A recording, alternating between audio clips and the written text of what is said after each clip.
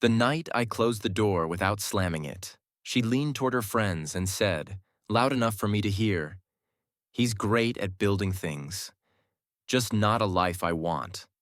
They laughed like it was a punchline, and in that 1 second, I understood something I'd been refusing to admit for months. I wasn't her boyfriend. I was her proof of concept. If you've ever loved someone who treats love like a brand, you'll recognize the feeling. It isn't heartbreak at first. It's the slow, humiliating realization that you've been turned into content. And yes, before you ask, I didn't scream. I didn't beg. I didn't expose her online.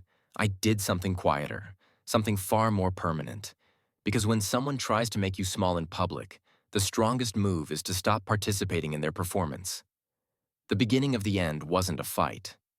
It was a spreadsheet. 2 weeks earlier, I was at the kitchen table, running budget numbers for our upcoming lease renewal. I'm that kind of person. Calendars, lists, receipts. Not because I'm controlling, but because I like my life to make sense. Tessa drifted into the kitchen in a silk robe she'd bought for photos, poured cold brew into a glass, and watched me type for a few seconds like I was doing something mildly embarrassing. "Are you seriously tracking the groceries?" she asked. "It's not tracking," I said. "It's knowing where money goes." She sighed, the kind of sigh that performs dissatisfaction. "Sometimes I wonder if we're just predictable," she said, scrolling her phone. "Like we're living on easy mode. No surprises, no story." I glanced up. "A story?" Tessa smiled without warmth. "You know, something people want to watch." That was her world. Not what makes us happy, but what looks like a life. Tessa worked in marketing, public launches, influencer partnerships, brand moments. Everything had to be framed. Everything had to be shared, even emotions. I'm Evan. I build software. My favorite kind of attention is the kind you don't notice. Systems that work, problem solved, things stable enough to forget about. Tessa used to say that was grounding. Lately, she said it like it was a flaw. That night, she showed me a post from her friend, Dana. A couple on a cliffside dinner platform, lights strung like a movie set. Dana's boyfriend rented out the whole place, Tessa said. Like, the whole place. "Looks expensive," I replied. "That's the point." She said it like that sentence explained everything. I should have pushed back harder. I should have asked why love needed an audience. But I told myself it was a phase. People get restless. People compare. It would pass. It didn't pass. It escalated. The invite came on a Thursday. "Big night," she texted. "The team's going to the Foundry Gala. It's invite only. I'm bringing you. Wear something sharp." The Foundry Gala wasn't a party. It was a stage. A charity event that doubled as a networking arena for people who use the word disrupt unironically. It raised money for arts programs, which is great, until you realize half the room is there to be photographed giving. I didn't want to go. But Tessa had that tone that meant if I didn't, I'd be the reason she felt held back. So I went. I wore a navy suit I rarely touched. I practiced smiling. I planned to stand beside her, be supportive, do the partner thing. When we arrived, Tessa didn't take my hand. She didn't even slow down. She moved through the venue like someone entering a familiar set. Confident, curated, already mentally framing angles. The hall was all warm lighting and soft jazz and 1,000 quiet conversations. Staff floated with trays. Cameras flashed from corners. A step and repeat wall had the Foundry logo repeated like a chant. Tessa stopped at the wall. "Picture," she said, then turned slightly so the light hit her cheekbones. I smiled, because that's what you do. Then she drifted away. Not we drifted. She did. I followed, trying to stay close, but every time I approached, someone would accidentally step between us, or she'd turn with a bright laugh and move again, like I was a jacket she didn't want seen in photos. Finally, I found her near a high table with her friend group. Dana, Nico, and a guy in a gray blazer with perfect hair and the confident posture of someone who thinks life is a pitch deck. I'd seen him before, in Tessa's stories. Tagged shots, late-night work drinks. His name was Grant. When I stepped toward the table, Nico looked me up and down like he was evaluating a rental car. Dana smiled at me the way people smile at someone's childhood pet. Tessa didn't introduce me. She introduced herself again, to someone new, as if I wasn't there. Grant's eyes flicked toward me, then back to Tessa. Then he smiled like he'd already won something. "Evan, right?" he said, as if my name was trivia. "Tessa's told us you're steady?" Steady, that word again. The polite version of boring. I nodded. "Nice to meet you." Tessa laughed lightly. "He's reliable," which is a skill, not a quality, not a virtue, a tool. They kept talking about the gala, about who was there, about who was having a moment. I stood beside Tessa and sipped a drink I didn't want. I tried to be present. Then Dana leaned in and said, "Okay, we have to ask. Is it true?" Tessa's smile widened. "Is what true?" I asked. Dana grinned, looking around the table. "That you two started as, like, a little experiment?" I blinked. A pause. Tessa tilted her head, enjoying it. "Not an experiment," she said, in the tone people use when they're correcting something unimportant. "More like a challenge." Grant chuckled. Nico smirked. Dana leaned back, delighted. "A challenge," I repeated. Tessa lifted her glass. "You know, I just moved here. I wanted to prove I could be with someone outside my usual type. Someone safe, someone stable." The words felt surreal, like I'd stepped into someone else's conversation. Nico said, "And? Did you prove it?" Tessa looked at me then, not with affection, with evaluation, like she was appraising a product she might return. She said, clearly, "He's great at building things, just not a life I want." And the table laughed. There it was, the applause, the dismissal, the reframing of 2 years into a story about her growth. I felt a strange calm settle over me. Not numbness, clarity. The kind you get when the fog finally lifts and you see the cliff edge you've been walking toward. I set my glass down carefully. Tessa noticed my expression, and for a brief second, something like concern flickered across her face. But then she smiled again, because the audience was watching. "Evan," she said lightly, "don't take it personally. It's just honesty. Honesty. Another polite word used like a weapon." I nodded.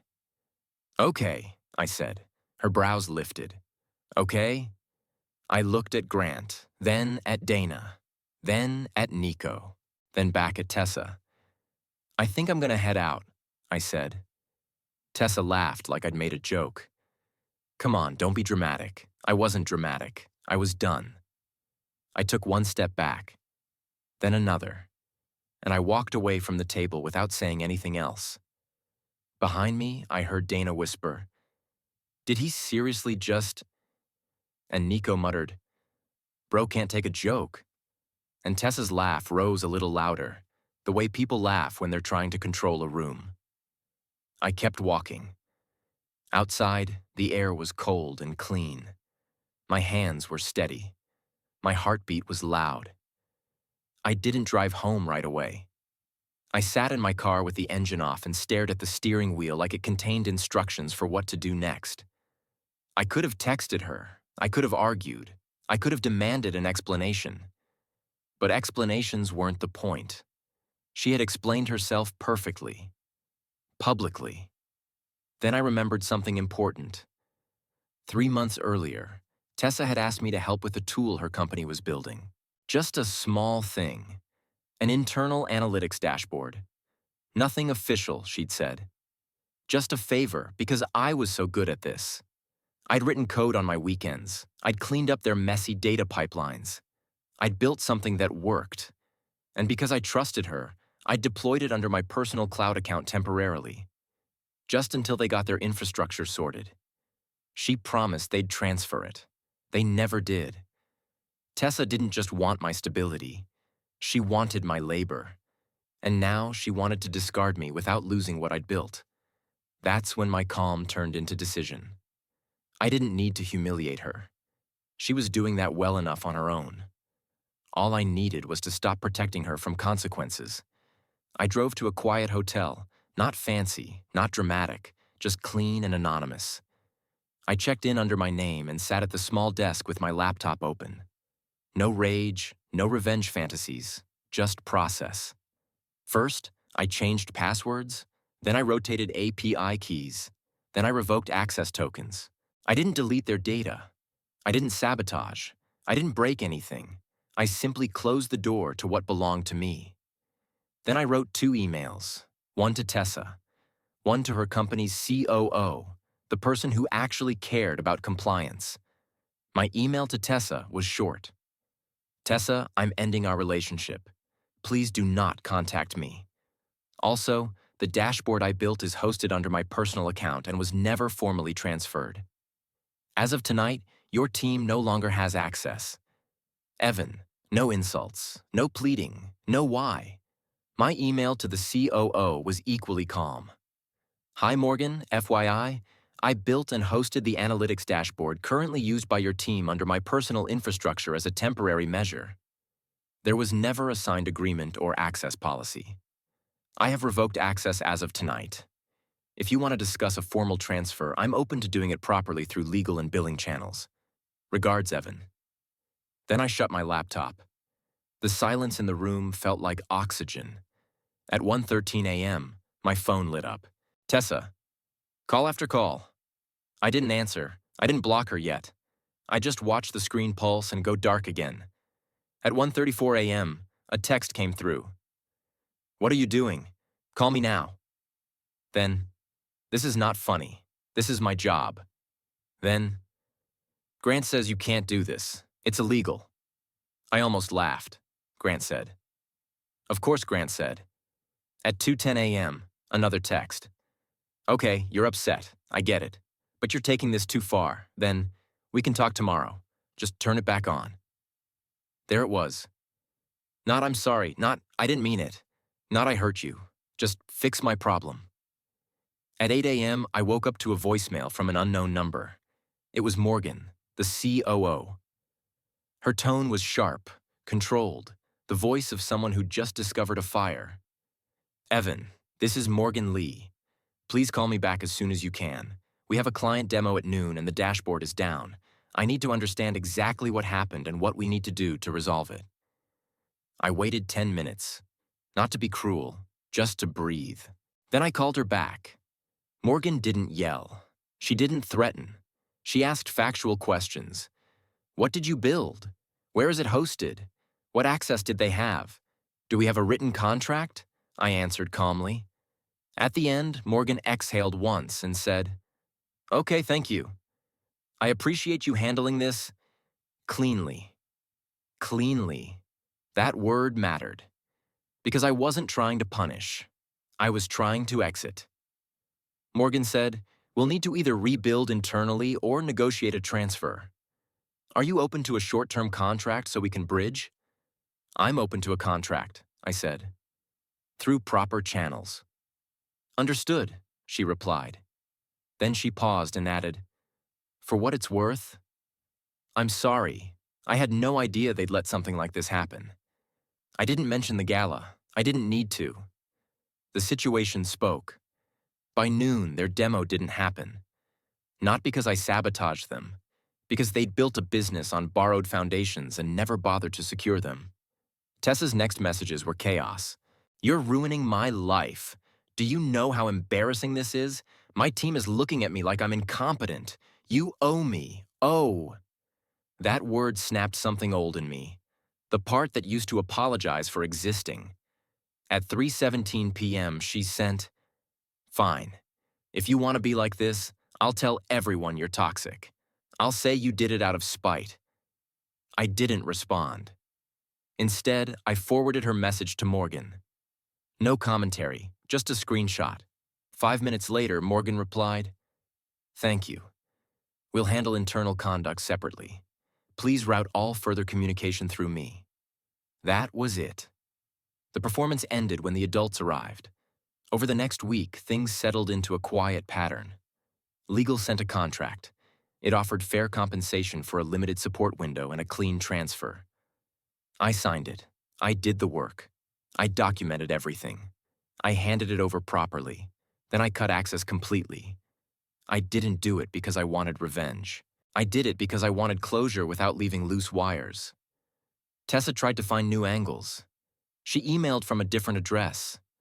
She messaged my sister on social media. She showed up at the apartment once, pounding on the door like she could force the past to reopen. I didn't let her in. My landlord let me break the lease early, quietly, with paperwork. I moved into a smaller place closer to my office. I replaced framed photos with empty wall space. I slept better. The hardest part wasn't loneliness. It was rewiring my brain away from the idea that love is something you earn by being useful. 3 months later, I met Hannah. Not at a club, not at a gala. At a bookstore cafe where the music was soft enough to hear your own thoughts. She was sitting at the next table, sketching in a notebook. When the barista called her name, she stood and reached for her drink at the same time I reached for mine. We smiled. We laughed. A normal human moment. "Sorry," she said. "No harm done," I replied. She noticed the book in my hand, a collection of essays about urban design, and said, "That one's good. The chapter on public space is brutal." We talked for 20 minutes. No posturing, no measuring, just conversation. Our first date was a walk along the river. No photos, no story, just sunset and honesty. And it shocked me how easy it was to feel respected. 7 months after the gala, my life looked different, not louder, better. I'd been promoted to lead developer. I'd started training for a half marathon. My apartment was bright, simple, and mine. Hannah and I had a quiet routine. Sunday mornings, coffee, and a shared playlist we never posted anywhere. Then, on a rainy Friday afternoon, the past stepped back into frame. I was in a co-working space lounge near the airport, waiting for Hannah to land from a work trip. It was the kind of place full of business travelers and tired laptops. I was reading, half listening to an espresso machine hiss. When I looked up, I saw Tessa. She stood near the reception desk, hair pulled back, makeup lighter than I remembered. No dramatic coat, no sharp laugh, just a tense posture and eyes that looked like they'd been rehearsing apologies. She saw me at the same time. Her face changed. Shock first, then hope. She walked toward me slowly, like I might vanish if she moved too fast. "Evan," she said. I closed my book and stood, not because I was afraid, but because I didn't want to sit while someone tried to rewrite me. "Tessa," I replied, neutral.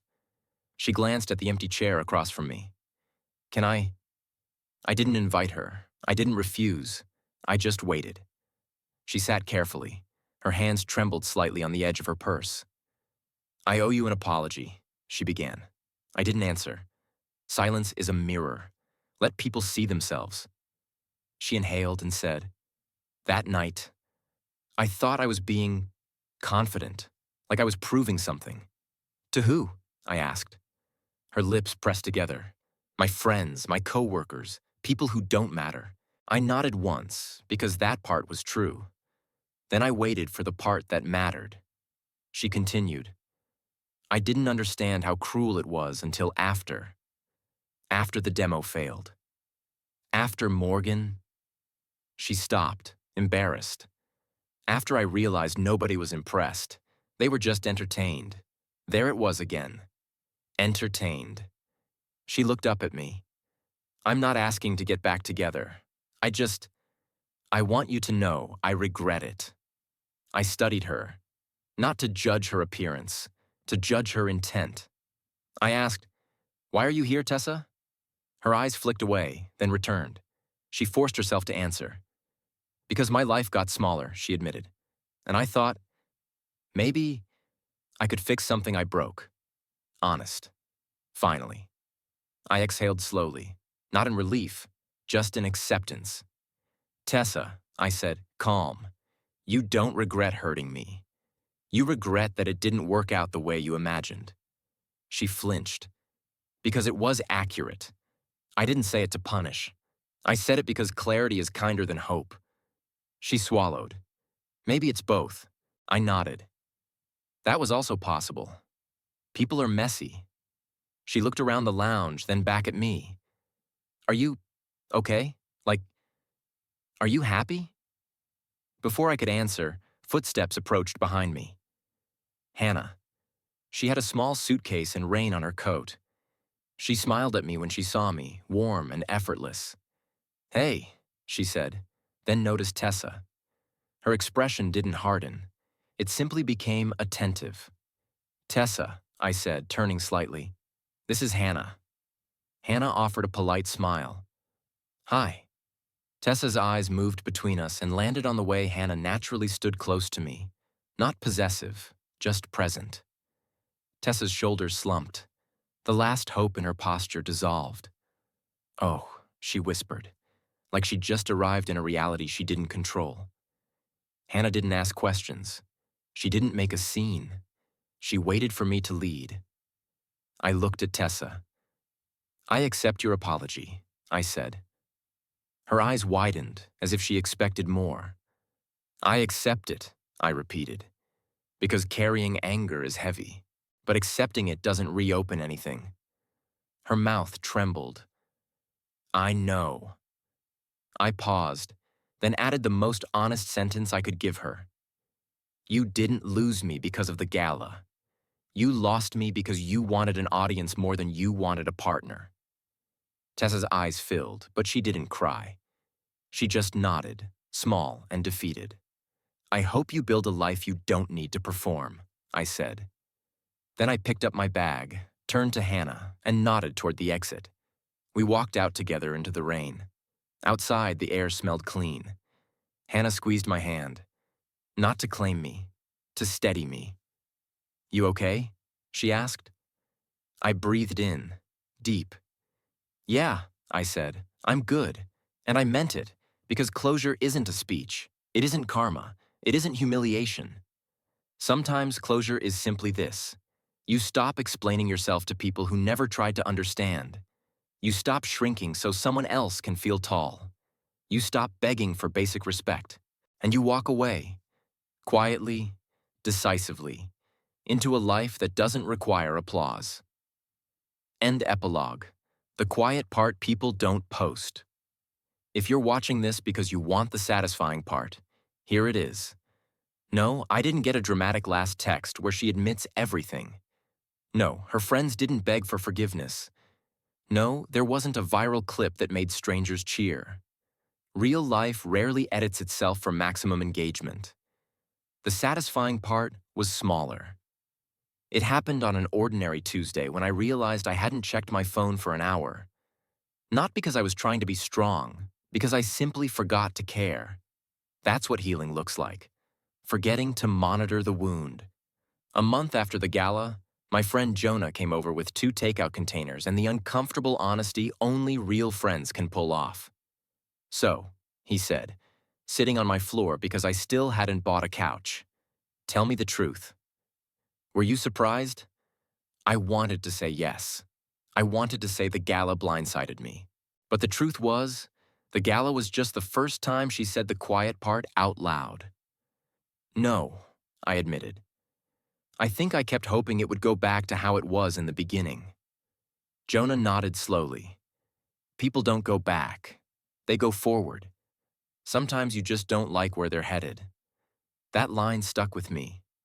I started noticing how many decisions I'd made to keep the peace. How often I'd chosen easy over honest. How many times I'd laughed off a comment that should have been a conversation. So I did something I'd always postponed. I got help. Not because I was broken, because I was tired of repeating patterns. Therapy didn't give me a heroic speech.